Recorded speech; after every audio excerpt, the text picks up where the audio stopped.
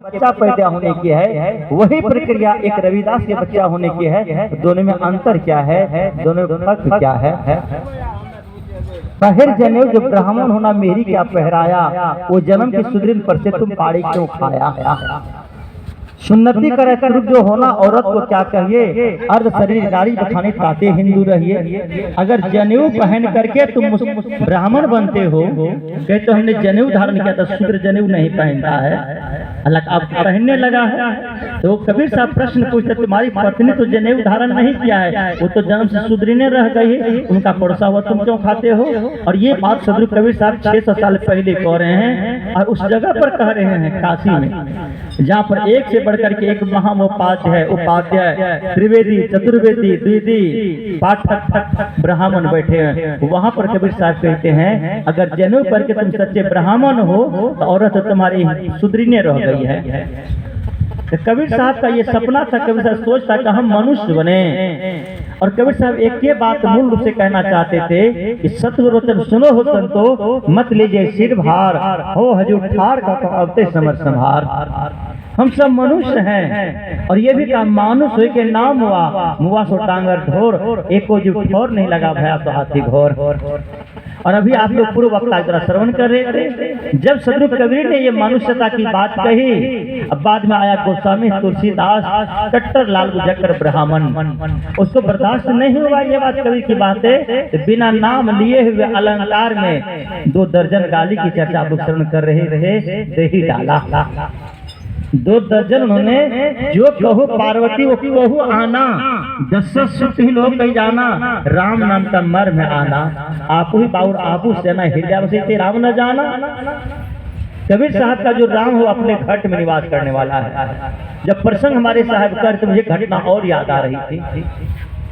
देखिए, वाल्मीकि रामायण की चर्चा को श्रवण किए थे। वाल्मीकि रामायण बड़ा निष्ठापूर्वक वर्णन किया गया है, चर्चा किया गया है। लेकिन लाल गुजर तुलसीदास उसको बर्दाश्त नहीं होता है। कभी शूद्र वंश में मखना वाले साहेब, मोती साहेब, ऐसे छोट जाति के लोग कभी मंच पर आकर के भजन करें, मंच पर आकर के प्रवचन करें, ये ब्राह्मणों को बर्दाश्त नहीं होता है, ये पंडितों को बर्दाश्त नहीं होता है। ये छोटी जाति के लोग जो कैसे मंच पर प्रवचन करें, भजन गा रहे हैं, तो वो इसको खींचने का काम करते हैं। और कबीर जैसा प्रतिभाशाली व्यक्ति, उसमें लिखा अस्पृश्यता, 1000% यदि ब्राह्मण थे वो इस बात से नहीं बच पाए। अस्पृश्यता मतलब छोटे जाति में कबीर को खंगाड़ा गया। जब कबीर प्रतिभाशाली धनी हो गए, उन साहित्यकारों ने कबीर को घसीटा कि विधवा ब्राह्मणी के पेट से पैदा हुआ। क्यों? शूद्र में इतना ज्ञान हो ही नहीं सकता है। कबीर इतना ज्ञान हो गया, इतना ज्ञानी हो गया है, अब कबीर को नीचा तो करना है ना। कबीर के ज्ञान को उन्होंने कहा ब्राह्मणी, विधवा ब्राह्मणी के पेट से पैदा हुआ, विधवा ब्राह्मणी के पेट से खींच दिया, कहीं के साथ वर्णन कर दिया। एक छोटी घटना है रामचरितमानस में। वाल्मीकि रामायण में जब श्री राम की पत्नी सीता का हरण हो जाता है, तो श्री राम जी अपने पत्नी का खोज करते करते जाते हैं। कहाँ जाते हैं? पंपा नदी से पहले सबरी के कुटिया में। और सबरी जो है तथाकथित, जिसको आजकल की भाषा में हम लोग मुसहर कहते हैं, मांझी कहते हैं, सदा कहते हैं, ऋषिदेव कहते हैं, उसी जाति की महिला है सबरी। लेकिन सबरी चाहे साधना में लीन है, तपस्या में लीन है, और साधना की पराकाष्ठा पहुंची हुआ, उनका मन निर्मल हो चुका है, पवित्र हो चुका है। श्री राम जी पहुंचते हैं, लक्ष्मण सहित दोनों भाई उनके कुटिया पर जाते हैं, सबरी को प्रणाम करते हैं। और सबरी को प्रणाम करते हुए कहते हैं, हे माँ, आप तो ध्यान तपस्या में लीन, आप साधना की ऊंचाई पर पहुंच चुके हैं, अपनी साधना की गहराई में झांक करके मुझे ये बताएं कि मेरी पत्नी, मेरी भार्या का हरण हो चुका है, वो किस दिशा में गया, कौन ले गया, रावण नामक दुष्ट ले गया, ऐसा सुनते हैं, किधर ले गया बताएं। तो माता सबरी कहती है, हे राम, आप तो पूछे अच्छी बात, क्योंकि मैं तो यहाँ अपने अंदर में रहती थी, कुटिया में रहती थी, गुरु की आज्ञा का पालन करती थी, और बिना देखे कोई कैसे बताएगा आपको? साधना अपने लिए होता है। आज इस क्षेत्र में कुछ धूर्त लोग हैं, नए नए पंथ में डक के समान उखड़ गए हैं। आप लोगों के क्षेत्र में बहुत सारा 1-2 पंथ हो गया, जो साधना के बल पर आकाश पाताल की बात बताने की बात करते हैं, झूठ साच की बात करते हैं, मुर्दा को जिंदा करने की बात करते हैं। ऐसे बहुत सारे लोग फैल रहे हैं, ठगों से सावधानी की आवश्यकता है। तो माँ सबरी कहती, कोई किसी के मन की बात बिना देखे नहीं बता सकता, बिना जाने नहीं बता सकता। बताने के लिए कारण कार्य की व्यवस्था होती है या जानकारी होती है। जब तक सही जानकारी नहीं होगी, मैं यहाँ पर 2 साल पहले 2 साल के 1.5 साल पहले आया था, लेकिन मैं दूसरे रूट से आया था और जब इस रूट से आ पाया तो मैं एक जगह देखा था। जब मैं स्टेशन पर आया बरवारी पर, तब नहीं पूछा, बरवारी से 4 जगह पूछा। एक बार तो इनसे खुद पूछा फोन करके, त्रिवेणीगंज में थे हम लोग, तो फोन करके पूछा कौन रास्ता से जाना, कैसे जाएंगे।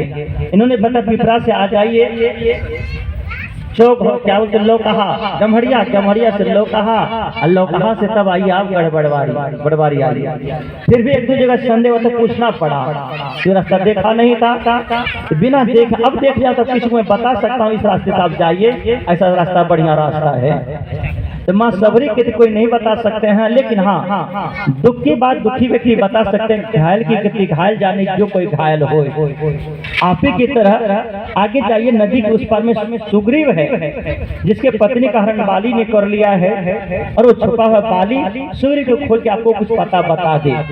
रावण की जान पहचान है। राम जी वहां से बस यही समाप्त हो जाती है। राम जी वहां से चले जाते हैं। सबरी को पुनः प्रणाम करके माता बहुत बहुत धन्यवाद आपका, इतना तो आपने बताया। अब आइए थोड़ा सा आइए रामचरितमानस तुलसी के पास। अब जब तुलसी ने इस बात को पढ़ा, तुलसी अपनी लिख ले रहे थे, लाल गुज्जा को ये बर्दाश्त नहीं हुआ। राम राजपूत है, राम क्या है, राजपूत है, क्षत्रिय है, और सबरी भिल्ली जाति शूद्र है। राजपूत शूद्र को प्रणाम करे कि उसके भीतर को आग लग गई, जल गया, भीतर भून गया, तुलसी का भीतर जल गया। कलम उठाया तुलसी, लिख दिया वहां पर, पूरा पन्ना का पासा पलट दिया। जो सबरी साधना की पराकाष्ठा में है, ऊंचाई पर पहुंच चुके हैं, उस सबरी को राम के चरण धुलवाते हैं। राम के मुख, उस सबरी के मुख से कहलवाते क्या है, अधम त्याधम अधम अति नारी, ताहम मति मन अनारी, यही विधि करूं मैं स्तुति तुम्हारी, मोर मति नीच अनारी, जड़मति भारी। अब राम जी से वो राम जी का चरण धुलवाते हैं सबरी से, बर्दाश्त नहीं हुआ। और सबरी को फिर वो क्या कहते हैं, प्रथम भगति संतन कर संगा। जो यूनिवर्सिटी मधेपुरा यूनिवर्सिटी से PhD करके आया है, उसको इस बरवारी का एक मास्टर कहता है, क से कमल, ख से खरगोश, ब से कमला, ग से घर, A for apple, B for ball, C for cat, D for dog. अब उसको प्रथम भक्ति संतन संगा की पढ़ाई कराता है। ये लाल गुज्जा की पहचान हम लोग श्रवण कर रहे थे। और वहां उसको प्रथम भगति संतन कर संगा, दूसरे तिमम कथा पढ़ा। अब दूसरा कथा सुना रहे राम जी, ये तुलसी वाल्मीकि में ऐसा नहीं है, ये उनको बर्दाश्त नहीं हुआ। तो कबीर साहब का जो संदेश है आज भी, उसमें केवल कबीर साहब का सफलता न मिली पूरी तरह से, कबीर साहब का दोषी नहीं है, आज हम आप लोग भी दोषी हैं। कहलाते हैं कबीर साहब के पंथी, कबीर पंथी। जब बेटी की शादी करनी होती है, जितने कबीर पंथी बैठे हैं, मैं दावे के साथ कह सकता हूँ 100 में से शायद 5% कबीर पंथी होंगे, जिसको अपने कबीर साहब के विचार पर विश्वास भरोसा होगा। बेटी की शादी करेंगे तो पूछेंगे बाभन से, अपने गुरु से नहीं पूछेंगे, कोपड़िया सरकार के पास नहीं जाएंगे, इलाहाबाद नहीं जाएंगे, रोसड़ा नहीं जाएंगे, तब जाएंगे कहाँ, उस ढोढ़ा झा के पास जाएंगे पूछने के लिए, ढोढ़ा झा के पास जाएंगे पूछने के लिए, छुतहरू मिश्रा के पास जाएंगे पूछने के लिए कि तिथि कौन सा है, तारीख कौन सा है, बढ़िया बेटी ब्याह करेंगे। जब वो कुछ नहीं जानता है, बेटी की शादी करना है, बेटी आपकी है, आप मौसम वैज्ञानिक से पूछो, जानो, मोबाइल को देखो, कोई परमात्मा अलग में नहीं है देने वाला। दिन शुभ और अशुभ कोई खराब नहीं तो कोई बढ़िया है। जिस दिन आपके पैकेट में पैसा हो, आपके घर में आपका सभी साथी, बेटा बाप कोई परीक्षा नहीं दे रहा, बेटा कहीं पर एग्जाम नहीं पढ़ रहा, महीना में पैसे एग्जाम की जानकारी मिल जाती है, बेटा एग्जाम नहीं है, पंडित जी ने दिन बना के दिया, आपकी बेटी की शादी है और दोनों बेटा के एग्जाम वही तिथि में पढ़ रहा है। ईमानदार से बोलो, बेटा छोड़ देगा एग्जाम, यूपीएससी के एग्जाम दे रहा है, दिन बढ़िया हुआ आपके लिए। बेटी की शादी कर रहे हैं, दिन पंडित जी का बढ़िया, दोनों बेटा आपके पीठ पर रहिए नहीं है, दोनों बेटा गया परीक्षा देने जबलपुर। बेटा परीक्षा नहीं छोड़ सकता, बेटी की शादी में भाग लिया तो दिन बढ़िया हुआ, बोलिए दिन बढ़िया नहीं हुआ। अभी परसों की घटना है, कुछ लोग कहते हैं एक ऊपर वाला, प्रकृति उत्पत्ति लय हुए प्रभु की मौज से, प्रकृति उत्पत्ति लय हुए प्रभु की मौज से। प्रकृति में सब कुछ उत्पत्ति पर लय होता है, जो पानी पड़ता है, बारिश होती है, धूप होती है, सब प्रभु करता है, कोई नीचे वाला नहीं करता, सब प्रभु करता है। अब ये प्रभु कैसा अंधा है, उसको दिखाई पड़ता नहीं है। अब मैं परसों तरसों घटना बता रहा हूँ। परसों शाम को यही हमारे संजय साहब गए हुए बीबीगंज, अररिया जिला में एक गांव है, उसी गांव में मैं था। रात भर इतनी बारिश हुई, इतनी बारिश हुई, पूछिए मत। किसान का मकई सब भीग रहा है, दाना भीग रहा है, भुट्टा नहीं दाना जो छुड़ाया हुआ था। किसान परेशान, 12 बजे बाप माँ बेटा पत्नी सब बाप बाप करके दाना को समेटा 12 बजे आई, और खूब बारिश हुई रात भर। कल भी बारिश हुई। और जब मैं आज आ रहा था त्रिवेणी के बाद जब सुपौल जिला पार किया हूँ, तो मैंने देखा, तो मैंने इनसे कहा लगता है बारिश नहीं हुई। और सचमुच इधर जब आया मैं हरदी की तरफ, इधर चौगड़ा से मुड़ा, देखा धरती में मूंग जल रही है, फसल पटवा जल रहा है। ऊपर वाले को सूझता नहीं, आंख में रतौंधी हो गया, मोतियाबिंद हो गया है। यहाँ पानी का आवश्यक, यहाँ पर पानी देना चाहिए, वहाँ ज्यादा हो गया, वहाँ नहीं देना चाहिए। वहाँ मूंग सड़ रहा है, एक बार और पानी, वहाँ मूंग नहीं होने वाला है। इतना पानी हो गया अभी नरपतगंज क्षेत्र में, अगर एक बार और पानी, जब मूंग नहीं होगा और यहाँ पानी नहीं पड़ रहा है। एक साधारण किसान होता है जिसको 5 बीघा खेत होता है, 2 बीघा में मकई पटाया है, तो बेटा से कहता है परिया खेत में पटा लिया पानी, चैनल के दक्षिणवरिया से पानी पटा लिया था, उत्तरवरिया साइड में जाना पटाने के लिए। अब बेटा फिर से वही पटेरे को पटाएगा, तो किसान क्या कहेगा अपने बेटा को? डांटेगा, फटकारेगा, इतना सूझे न खेत पटा देखिए पटेली ओकरा। और वह जो सबका मालिक, आप लोग कहते सबका मालिक एक है, वैसे उस मालिक को सूझता नहीं है। उधर पट गया, उधर नहीं पटा, इधर पटाना चाहिए। उधर पानी पड़ी, इधर काहे दे रहे हो पानी? को मोतियाबिंद रतौंधी हो गया है, ले जाओ मोतियाबिंद, को विराटनगर जाना चाहिए, लाहन जाना चाहिए। ऐसा कुछ भी नहीं है। कारण कार्य की व्यवस्था से धरती पर पानी पड़ता है। अष्टधा प्रकृति है, मिट्टी पानी आग हवा।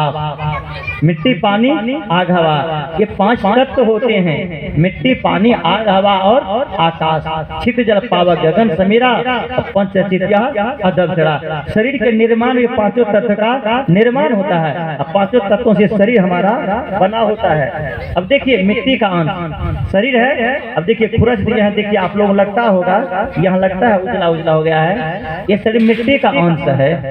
शरीर में क्या है? मिट्टी का अंश है। अब गर्मी ज्यादा, पानी नहीं पी रहे हैं, अब गर्मी ज्यादा हो तो शरीर से पानी निकलता है, इसी चमड़ी से। अभी मिट्टी दिखाई पड़ रहा है कि नहीं पड़ रहा? अब पानी भी निकलता है। इसमें पानी का अंश है कि नहीं? शरीर से आप हवा भी छोड़ते हैं, सांस लेते हैं ना, शरीर में हवा भी अंदर में भी है ना। 5 तत्व में एक तत्व की कमी हो जाए और डॉक्टर के पास जाते हैं, डॉक्टर कहते हैं खून इसका खराब हो गया है, खून में ब्लड कैंसर हो गया है, जल्दी बदलो।